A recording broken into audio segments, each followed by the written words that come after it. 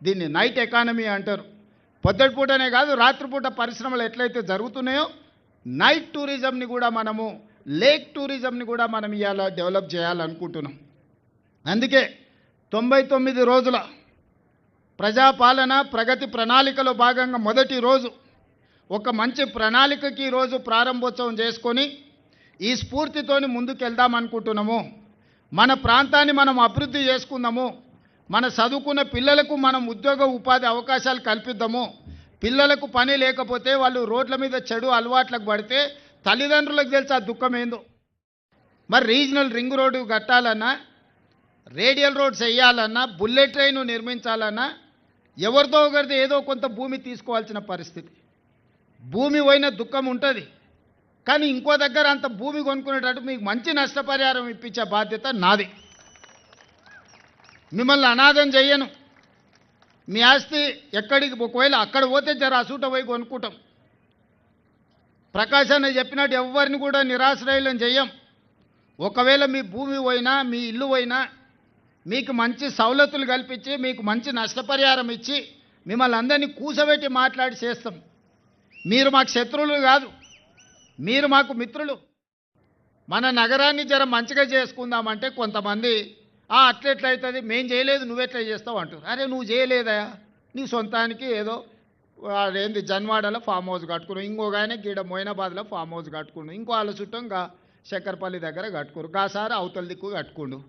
నీ సొంతానికి నువ్వు కట్టుకున్నావు, సంతోషం. పెద్ద పెద్ద ఫామ్ హౌస్లు కట్టుకున్నావు, మంచిగా బంగ్లాలు కట్టుకున్నావు, మాకేం అభ్యంతరం లేదు. మన నగరాన్ని కూడా మంచిగా చేసుకొని ఇతర రాష్ట్రాలు, ఇతర దేశాల నుంచి మన నగరానికి వచ్చి మన నగరంలో జరిగిన అభివృద్ధి, ఇవాళ హిమాయత్ సాగర్ ఎకో పార్కు బ్రహ్మాండంగా ఉన్నది, మీరు అందరు చూసి ఉంటారు.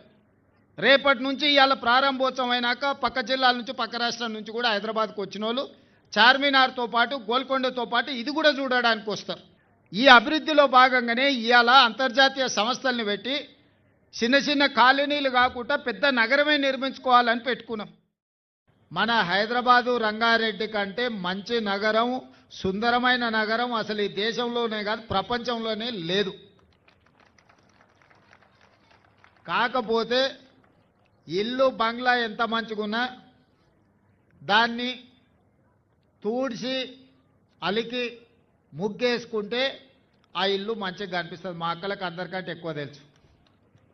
ఆకిలు మంచిగా ఊడ్చుకొని, ఇల్లు మంచిగా ఊడ్చుకొని, మంచిగా ముగ్గేసుకొని నీట్గా పెట్టుకుంటే, వెనకటికి పెద్దోళ్ళు అన్నారు ఇల్లును చూడు ఇల్లాలిని చూడు అని. ఆడబిడ్డ చేతిలో ఇంటి పెత్తనం ఉంటే ఇల్లు మంచిగా ఉంటుంది, సంసారం చక్కగా సాగుతుంది అని చెప్పి వెనకటికి మన పెద్దోళ్ళు చెప్పారు. అట్లనే మంచి ప్రభుత్వం, మంచి మంత్రులు ఉంటే మన నగరాన్ని ప్రపంచ స్థాయి పోటీపడే నగరంగా మనం అభివృద్ధి చేసుకోవచ్చు. ఆయల్ల కూడా చంద్రబాబు నాయుడు, రాజశేఖర రెడ్డి గారు ఉన్నప్పుడు మనకు హైటెక్ సిటీ కానీ, ఔటర్ రింగ్ రోడ్ కానీ, అంతర్జాతీయ ఎయిర్పోర్ట్ కానీ, కృష్ణానది, గోదావరి నది జలాలు, తాగునీళ్ళని హైదరాబాద్కు తేవడం కానీ, ఇంకా వెనుకకు పోతే నిజాం సర్కార్ల ఆ గండిపేట, ఈ హిమాయత్ సాగర్ గట్టకుపోయి ఉంటే ఈ మూసి వర్షాలు వచ్చినప్పుడు వరదల నగరంలో ఉండే ప్రజలందరూ చచ్చిపోయేటోళ్ళు. 1908లో వరదలు వచ్చి వేలాది మంది నగరంలో ప్రజలు చచ్చిపోయారు.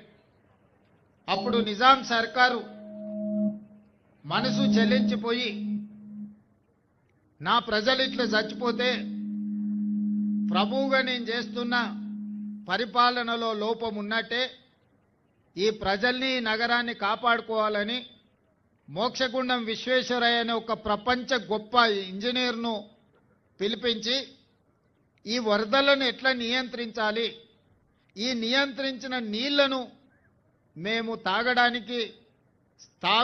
తాగడానికి వ్యవసాయానికి ఏ విధంగా వాడుకోవాలని చెప్పి ఒక గొప్ప ఇంజనీర్కి బాధ్యత ఇస్తే ఆయన మొత్తం ఈ ప్రాంతం తిరిగి అనంతగిరి కొండల్లో అనంత పద్మనాభ స్వామి పాదాల చెంతన మొదలైన మూసీ నది, ఈ పక్కన ఈసా నదిని హిమాయత్ సాగర్, ఉస్మాన్ సాగర్ కింద ప్రాజెక్టులు నిర్మించి నీటిని ఒడిసిపట్టి ఈ నగరానికి దాహార్తిని తీర్చడానికి